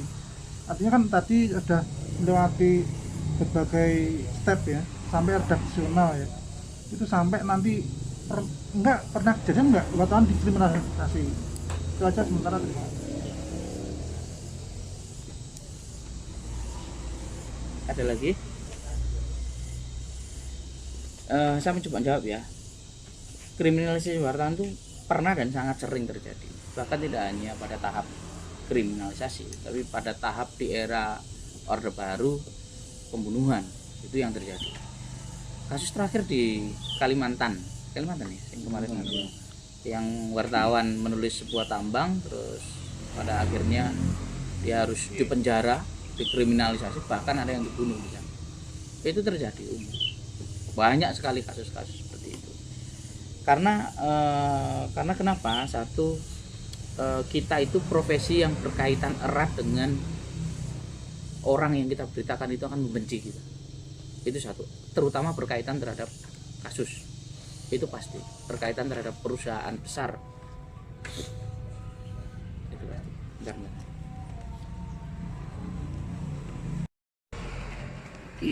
Pertanyaan saya begini, sesuai dengan undang-undang pers itu kita diberikan kebebasan, tetapi tetap juga bertanggung jawab. Kemudian di sisi lain kita dibatasi dengan berlakunya undang-undang ITE. Ya. Memang saya tidak membaca secara utuh seluruhnya, tetapi kalau saya merangkum itu ada hal-hal yang bertolak belakang dengan kebebasan pers tadi. Di sisi lain kita diberikan kewajiban untuk memberitakan sesuai dengan fakta yang ada, ya, memberitakan yang benar gitu. Tetapi masih ada pihak-pihak tertentu, terutama mungkin oknum-oknum tertentu yang alergi terhadap keterbukaan itu, sehingga tidak sedikit ya mereka juga akan menggunakan masalah undang-undang ITE. Nah, bagaimana cara menyikapi itu? Khususnya kita sebagai wartawan ya. Sisi lain kita dibekali dengan keterbukaan, kita akan memberitakan sesuatu yang fakta, yang aktual gitu. Kemudian kita nilai atau masyarakat juga menilai bahwa itu menjadi hal-hal yang meresahkan warga. Tapi sisi lain kita juga dibatasi dengan tadi berlakunya undang-undang ITE. Adakah kita di pers itu sendiri atau mungkin dari PWI mungkin ada semacam MOU atau semacam dengan pemerintah ya, sehingga untuk menjembatani itu tadi masalah satu sisi berlakunya undang ITE yang membatasi ruang gerak kita ya, kemudian undang-undang pers tadi. Terima kasih. Ya. Jadi ini ya memang ada problem ya. Awal undang-undang ITE disahkan itu menjadi momok buat kita sempat demo ya itu ya. Iya. kita sempat turun aksi juga pada saat itu karena memang ini benturannya kuat sekali antara undang-undang ITE dengan undang-undang 40. Jadi gini, pada akhirnya muncul satu tahap kesimpulan pada saat itu. Undang-undang ITE itu berlaku efektif itu ketika kita sebagai pribadi menulis di platform media sosial. Itu langsung kita kena undang-undang ITE sebagai pribadi. Ini harus dipahami. Ketika nanti ada online, misalkan saya punya berita online, jenengan share berita online saya, itu jenengan share ke Facebook jenengan. Yang inti dari berita online itu, misalkan pemberitaan terhadap sebuah kasus, sehingga orang yang diberitakan tidak terima. Ini harus dibedakan ya. Undang-undang ITE itu berlaku terhadap personal orang. Apakah wartawan tidak personal orang? Iya, kita personal orang, tetapi yang dilindungi oleh undang-undang. Kalau jenengan, misalkan masyarakat umum, personal orang yang tidak dilindungi oleh undang-undang. Itu bedanya. Bagaimana kita ini saya tidak bisa kena ITE misalkan gitu. Kalau share berita seperti itu dari media yang dilindungi undang-undang, saya memastikan jenengan tidak akan kena undang-undang ITE. Tetapi ketika jenengan nanti kadang emosi nulis, akhirnya di Facebook ditulis lagi ke kantor desa ini bla bla bla bla bla bla bla, ya upload gitu aja di Facebook. Itu nanti rawan menjadi ITE. Atau share tuh grup WhatsApp misalnya. Nah, kayak Pak kayak berkurasi di share ke sana, akhirnya menjadi viral dan itu rawan juga untuk undang-undang ITE. Jadi undang-undang ITE itu dulu kita sempat ada beberapa pasal yang saya lupa pasalnya, yang itu menjadi pasal kunci wartawan bisa untuk dikriminalisasi. Saya lupa dulu pasalnya. Tetapi pasal itu akhirnya tidak digunakan untuk wartawan. Nah, kita sendiri sebagai jurnalis tidak bisa dijerat dengan undang-undang ITE. Selama kita bekerja di sebuah perusahaan, ada aturannya, makanya kita tidak bisa dijerat lewat sana. Ada tidak misalkan mensiasati undang-undang ITE ini, misalnya kesepakatan dengan pemerintahan. Kalau di kita itu ada MOU Kapolri dengan Dewan Pers itu tadi, bahwa yang berkaitan terhadap produk jurnalistik yang dilindungi oleh undang-undang, kita tidak bisa kena langsung ke laporan ke kepolisian, tapi ada mekanismenya sendiri. Tetapi kalau sebagai pribadi, misalnya saya sebagai profesi saya jurnalis memang, saya sudah nulis berita memang, tapi saya upload secara pribadi di Facebook saya dan tidak mencantumkan nama media saya, tidak ada ini. Dan berita yang saya upload itu menuduh orang dan belum tentu kebenarannya, ya itu saya kena undang-undang ITE. Justru yang harus dikhawatirkan oleh jenengan ketika menulis itu adalah opini. Bagaimana jenengan tidak terjebak di frame pikiran kita. Di awal saya tadi menjelaskan bahwa kita punya target. Ketika saya punya target, pertanyaan-pertanyaan yang disampaikan ke narasumber itu melenceng sedikit dari target. Akhirnya ketika kita nulis, terpengaruh oleh target itu. Target kita, wah ini korupsi. Ya, kita lupa bahwa ada batasan yang kita wawancarai tadi, narasumber tadi. Sehingga itu menjadi out of control kita. Ketika di-share di publik, akhirnya narasumber marah-marah. Saya nggak pernah bilang seperti ini, kok terjadi seperti ini, gimana ini ya? Seperti ini. Nah itu yang harus diwaspadai sebagai seorang jurnalis. Sebagai seorang jurnalis itu tidak boleh menulis opini, kecuali dengan nanti ada ini, dengan menjadi redaktur, pelaksana misalnya, itu ada yang namanya tajuk. Tajuk itu boleh menjadi, barangkali nanti di Suara Media ada tajuk. Tajuk itu boleh sedikit beropini.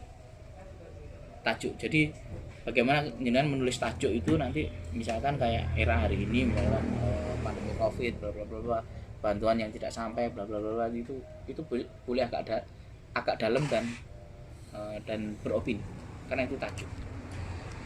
Atau ada lagi yang di Quran ada Mas yang tulisan opini, ya opini yang disampaikan pembaca ke redaksi. opini yang misalkan saya orang biasa nulis ke media cetak sebagai opini. Ketika opini itu nanti menjadi dipermasalahkan, itu kita tidak bisa kena undang-undang ITE. Medianya tidak, karena kita hanya menyampaikan, medianya. Penulisnya yang kena. Karena opini itu berbahaya. Kita bisa menyudutkan orang, kita bisa menggiring orang untuk, apalagi yang dengan profesi sebagai jurnalis, itu sangat berbahaya. Ini barangkali hafal periode pertarungan gubernur DKI. Ini coba berpikir bahwa ini ada framing kelompok Islam, framing kelompok Ahok, framing kelompok itu ada, kewiring semua ke sana. Nah, itulah pertarungan di media itu hari ini. Itu skop nasional. Kalau skop yang lebih kecil lagi barangkali nanti kalau dengan melakukan pengawasan, karena saya lihat dana desa ya, ini skopnya desa. Dengan pengawasan dana desa pasti ada kelompok yang melindungi kepala desa macam-macam, jenengan yang membenturkan ke sana pasti ada. Ini masing-masing kan bikin framing sendiri-sendiri dan semuanya benar. Wartawan itu tidak untuk memutuskan benar dan salah. Benar dan salah itu wilayahnya pengadilan. Kita hanya menyampaikan fakta. Faktanya seperti ini. Jadi sebenarnya perkara nanti ada imbasnya ditindaklanjuti oleh kepolisian, ditindaklanjuti oleh kejaksaan, ditindaklanjuti oleh masyarakat moro-moro demo, lah itu impact yang dihasilkan dari sebuah karya, dan karya itu harus sesuai dengan fakta. Mungkin itu ya. Ada lagi? Saban juga. teman-teman. Cukup. Ya. Terima kasih. Penutup ya, sebentar ya. Jadi hasil dari diklat jurnalistik yang dilakukan oleh LPKPK ini, saya berharap nanti akan hadir sosok-sosok baru sebagai penjaga sebuah kebijakan baik itu pemerintah desa, RT, RW, pemerintah kabupaten maupun nasional.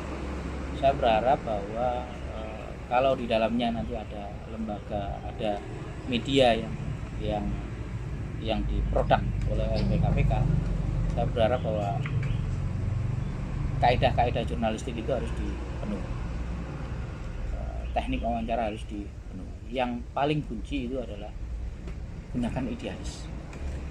Idealis itu adalah bagaimana jenengan menyikapi sebuah permasalahan, bagaimana sudut pandang jenengan menangkap sebuah fenomena di masyarakat yang jenengan menurut jenengan benar. Kadang idealis itu ada beda-beda, ada yang merasa salah, dia tetap beropini benar, itu ada juga seperti itu. Jadi penuhi standar-standar itu, jangan sampai nanti kita terjebak ke sesuatu yang justru membuat permasalahan baru. Itu pandangan kami, karena produk jurnalistik itu adalah, kalau di sistem demokrasi kita itu pilar keempat. Berarti jenengan nanti kalau punya karya yang ditulis, dituangkan, itu berarti sama halnya itu dengan pilar keempatnya demokrasi. Itu lebih kuat lagi. Kalau kita kan hanya menulis pilar keempat demokrasi sebagai media, macam jenengan punya NGO-nya, jenengan punya medianya. Dan saya berharap yang ada itu di tingkatan-tingkatan yang digunakan yang sebagaimana mestinya. Pesan saya jangan sampai seperti Nyun Sewu, kita banyak istilah yang namanya media bodrek gitu. Jangan sampai seperti itu. Apa itu media bodrek? Tulis kasusnya ini Pak, sudah menuduh macam-macam, itu selesai nih Pak ya. Jangan sampai seperti itu. Itu akan mencederai banyak hal. Menguntungkan bagi diri kita tetapi tidak menguntungkan bagi banyak orang. Mungkin itu yang bisa saya sampaikan. Ada kurang lebihnya saya mohon maaf yang sebesar-besarnya. Assalamualaikum warahmatullahi wabarakatuh. Waalaikumsalam warahmatullahi wabarakatuh. Terima kasih Pak Hendi yang telah memaparkan, yaitu meskipun temporer ataupun singkat tapi sangat mendalam sekali. Minimal ada bekal. Yang penting antara kriminal dan dikriminalisasi itu sebuah karya yang menyampaikan fakta, tapi ketika ada kepuasan dari pihak yang kita sudutkan, kita ada pembelaan secara hukum. Tapi jangan sampai wartawan yang melakukan kriminal, itu tadi yang terakhir disinggung itu, termasuk wartawan bodrek, mengenai teman-teman kita cetak bareng-bareng, kita belajar itu meskipun bukan hasil yang terbaik termasuk moral kita harus nanti di lapangan jadi teman-teman yang baik, karena jenengan sudah dibekali di lingkungannya sebagai tokoh. Nah itu sebagai panutan, sebagai contoh. Makanya kita tidak keberatan kita menghadirkan termasuk ya kerjasama dengan PWI itu gitu loh. Makanya nanti kan ada pengawasan, oh itu minimal tahu didiklat PWI, ya minimal seperti disampaikan Pak Hendy tadi. Jadi ada koridor-koridor payung hukum yang melindungi kita bergerak dan berjalan. Dan terutama kepada Pak Ketua, Pak Aryono, kita minta legalitasnya nanti yang dari pusat itu nanti termasuk ke Dewan Persnya terverifikasi atau belum. Sebelumnya nanti kita tidak ada kelirunya, meskipun nanti teman-teman belajar menulis sebelum kita tulisan itu kita terbitkan. Jadi belajar nggak ada salahnya, tidak ada kelirunya seperti itu. Terus nanti sebelum nanti pulang Mas Hendy, saya mohon dengan kerelaan nanti kan teman-teman meskipun ini 4-5 pertemuan itu dianggap kita temporer, tapi ini sudah ada keikhlasan niatan teman-teman untuk belajar bareng ini. Jadi nanti minta tanda tangannya, bukan untuk gagah-gagahan ya, piagam itu minimal untuk disimpan untuk bekal kita ini dikit-dikit pernah belajar. Kalau sudah dibelajar ada logo PWI yang nama besar seperti itu, ya kita untuk mengingatkan kita, oh iya ya, saya nggak harus macam-macam. Ini karena bagaimanapun saya dulu dibekali teman-teman dari PWI, organisasi wartawan. Kalau kita nanti sebagai jurnalis ya harus berarti moral kita kedepankan lebih utama. Jangan sampai kita jadi pelaku kriminal, bukan wartawan yang dikriminalisasi, tapi wartawan-wartawan yang kriminal melakukan mendatangkan pemerasan, nego kasus, nego perkara seperti itu. Barangkali itu yang kita sampaikan, kurang lebihnya saya juga mohon maaf. Kita akhiri sampai di sini. Wabillahi taufiq wal hidayah. Wassalamualaikum warahmatullahi wabarakatuh. Waalaikumsalam warahmatullahi wabarakatuh. Mungkin ada Mas Prawoto. tambahan dari Pak Ketua, mungkin apa yang disampaikan ke teman-teman ini. Ya, terima kasih. Assalamualaikum warahmatullahi wabarakatuh. Waalaikumsalam. Mas Hendy, Mas Ari, Mas Prawoto, rekan-rekan media ini yang sangat kami hormati dan kami hormati, serta kawan-kawan serta diklat dari KPK yang saya cintai. Saya baru hari ini melihat diklat yang benar-benar terlihat serius ya. Kita 4 kali Mas kali, dan insya Allah hari ini terakhir. Mas Prawoto yang begitu keras ingin mencetak kita di jurnalis wartawan profesional, walaupun mungkin hasil karya yang tadi masih jauh dari kelayakan, tapi kami jujur betul-betul ingin belajar, betul-betul kami ingin menjadi wartawan yang diinginkan oleh masyarakat. Dan yang hadir di sini ini sudah melalui tahapan seleksi, ada fit and proper yang sudah kami lakukan, dan memang persyaratannya harus S1. Kami tidak ingin mencomot di jalan atau mungkin mencomot yang wartawan putri, tidak ada. Ini tidak ada yang berlatar belakang wartawan semua. Ini pengusaha semua, aktivis yang baru lulus. Beliau ini baru 2 tahun ya Mas Yogi ya. Sudah, beliau ini juga pengusaha. Intinya semuanya bukan wartawan. Sehingga kami yakinkan kawan-kawan ini insya Allah kesini membawa ember yang kosong atau gelas yang kosong. Kalaupun nanti ada karya, itu hasil karya Mas Prawoto dan kawan-kawan dari mudah-mudahan karya ini bermanfaat buat masyarakat. Dan saya mewakili seluruh peserta diklat hari ini dan seluruh rekan-rekan LPKPK yang ada di seluruh rekan-rekan saya Kabupaten Blitar mengaturkan rasa terima kasih yang tak terhingga. Mudah-mudahan menjadi amal baik panjenengan. Mudah-mudahan dibalas oleh Allah SWT. Karena memang kami tidak bisa memberikan apa-apa. Jujur kami nggak punya kapital. Kami dalam melakukan pekerjaan pendampingan memang niatan membantu, tidak niatan cari-cari. Jadi sedikit kami singgung bahwa LPKPK selama saya menjadi nahkodanya, saya pastikan saya akan tindak tegas kepada kawan-kawan yang keluar dari koridor hukum yang berlaku. Itu komitmen saya. dan ini didukung oleh semua kawan-kawan, dan alhamdulillah sampai hari ini belum ada satu kasus atau informasi yang akurat mengenai perilaku kawan-kawan yang menyimpang. Ada yang keluar dari koridor, belum ada, masih datar, dan beberapa perkara yang ada di masyarakat juga berhasil kita selesaikan. Jadi itu, terima kasih sekali dan mohon maaf mungkin tempatnya ya seperti ini, tempatnya setengah salah lesehan seperti ini, kita nggak bisa memberikan tempat yang bagus. Itu mungkin bagian daripada kekurangan kawan-kawan LP KPK termasuk saya. Segala sesuatu yang ada di LP KPK yang benar itu semata-mata milik Allah, yang salah milik saya. Jadi semua tanggung jawab di sini adalah saya. Saya secara pribadi saya sangat hormat sama kawan-kawan BWI. Mudah-mudahan nanti kawan-kawan ini bisa menjadi bagian daripada organisasi BWI dan bisa membesarkan nama BWI. Karena saya yakin dengan SDM kawan-kawan ini, saya tidak pernah melihat watak-watak pemeras yang ngancam-ngancam atau intimidasi. Itu saya nggak melihat itu selama bergaul. Itu kawan-kawan yang di sini nih ya khususnya masuk kategori baik, masuk kategori orang-orang yang baik yang belum terkontaminasi. Dan ilmu yang kita berikan yang panjang tadi, yang banyak tadi, bisa kita serap. Nah, terakhir saya minta izin, saya video full dari awal sampai akhir, dan insya Allah nanti bisa buatkan dalam sebuah YouTube buat kenang-kenangan dan buat dokumentasi bahwa hari ini ada kawan-kawan BWI yang sudah memberikan ilmu yang bermanfaat buat kawan. Mungkin itu Mas Endi, yang ini Mas Arif dan Mas Prawoto. Sekali lagi kami terima kasih. Saya Heri, assalamualaikum warahmatullahi wabarakatuh. Waalaikumsalam warahmatullahi wabarakatuh.